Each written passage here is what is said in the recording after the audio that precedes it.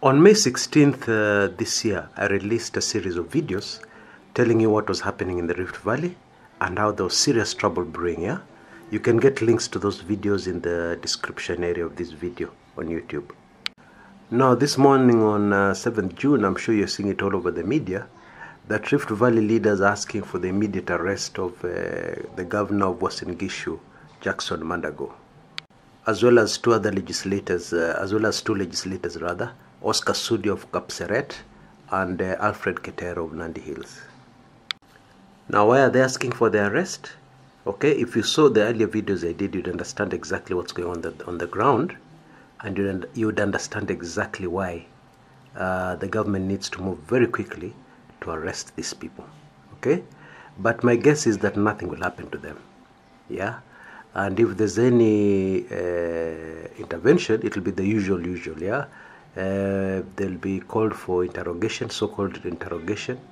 Yeah, they'll be asked a few questions, and that will be the end of it.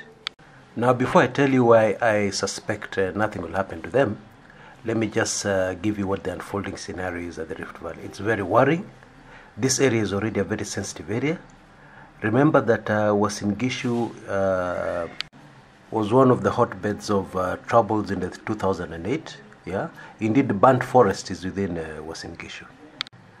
Indeed, all this trouble started with the candidature of a person called Buzeki for the Uasin Gishu governor. Yeah, Buzeki is actually, his full name's Bundotich Zedekia Kiprop. Yeah, actually Buzeki is an acronym, and this is indeed the name of his very successful group of companies, yeah, in the transportation business. Anyway, when Buzeki got into the race for Eldoret governor, all hell broke loose.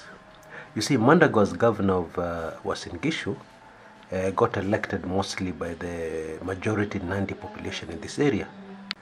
Quite naturally, the Nandi view this as their home county, and therefore they'd like to have one of their own as governor of the county. But Buzeki has got a very interesting blueprint for the improvement of the multicultural, cosmopolitan county. Yeah, he has actually come down with he has listed down priority areas and how he intends to develop the whole place. Yeah, and he has sold this blueprint to a lot of the voters because his campaign didn't start yesterday. It actually started in 2013, 2014. Everybody in the county knows him. Yeah, and he has sold this manifesto very successfully to the local people. Now, the issue here is that Buzeki, if elected, will ride into victory with mainly support from the non-Nandi community within Uasin Gishu. Okay, now that includes Buzeki's own KO. Buzeki is a KO. Yeah, and the other Kalenjin communities that are non-Nandi are fully backing Buzeki because he seems to have an idea, an agenda, as opposed to the incumbent who has just been practicing tribal politics, ethnic politics, divisive politics, and so on and so forth. Yeah. Now, the issue here really is the non-Kalenjin community, most of them Kikuyus. Okay. Now, Mandago is threatening these non-Kalenjin communities that if they don't vote for him, if he's not elected, then there'll be trouble for them.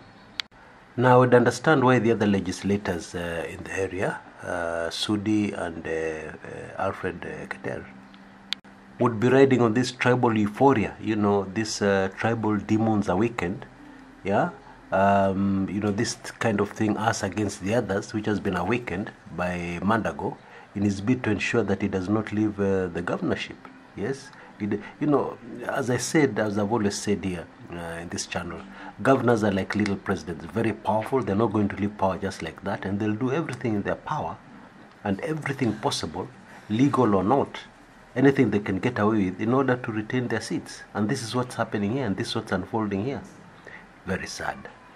Now, the reason why nothing will happen to Mandago is that the current Jubilee government needs support from the Nandi. Yeah. In fact, the Rift Valley is a crucial area in deciding the presidential elections this year. And I believe Mandago and company in their mischief are very much aware of this. So, You picture a situation where the three are arrested and prosecuted, rightly so, because they have done something not only criminal, but something dangerous to the security of the entire area and the entire Rift Valley. Yeah. So assume they're arrested, the action is taken, then it means that there'll be the danger of the Nandi vote leaving Jubilee and going to the opposition. It's really as simple as that. Now, meanwhile, our dear Kenyans on the ground are suffering. Yeah, because those non-Kalenjin communities there, they're Kenyans. They're Kenyans like you and me. It doesn't matter what particular tribe they are. It doesn't matter what part of the political divide they belong to. They are Kenyans. That little girl, that little innocent girl, that little innocent boy, those children there, they don't know Jubilee, they don't know NASA, and they're living in fear in their own country. Seriously. The ordinary person who has worked very hard to get there, to do some business in the area, is a Kenyan. It doesn't matter what tribe they are. Yeah? And they work hard for what they're earning, they work hard to earn a living. And now you want to tell me we want to disrupt their lives because of politics? You want to tell me that we want to disrupt their lives because of ethnicity? This cannot be going on in Kenya over 50 years after independence, surely. How? So that is the Mandago issue for you. Remember, this is the same governor, very controversial, was behind the controversy of the Moi University appointment of a vice chancellor, where he said that the vice chancellor must come from their community. Yeah, and by the way, Moi University is a national university. Yeah, yeah, but he said because it's situated in the county, one of their own must be vice chancellor, and they did a sit-in. They did a lot of funny things. Yeah, to ensure that. So this man has a history, and even when you see him talking, he doesn't talk like a nationalist. He just talks like a tribal leader. Yeah, highlighting the tribal issue. And in a lot of his speeches, he'll talk 2-3 sentences in Kiswahili, or and then immediately he'll go back to the vernacular, because that's how he reaches his people, the vernacular.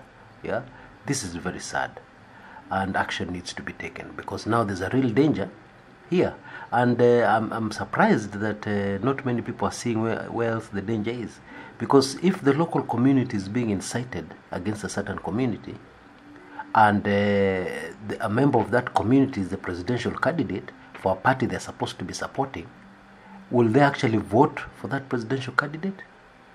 I think this is very sad.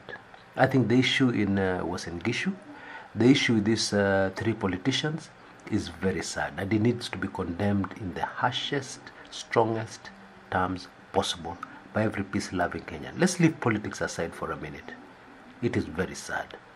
Now, what is unfolding here is what I had already written in my special report and said in my special video, where I predicted exactly what's going to unfold in these elections. Yeah, you can already grab it. It's free. You can grab either the special ebook or the video by just being a member of Club 1999. Details are below in this particular video on YouTube. Yeah, but even more important, I suggest that you watch the video. Yeah, the video, where I talk about this in more detail.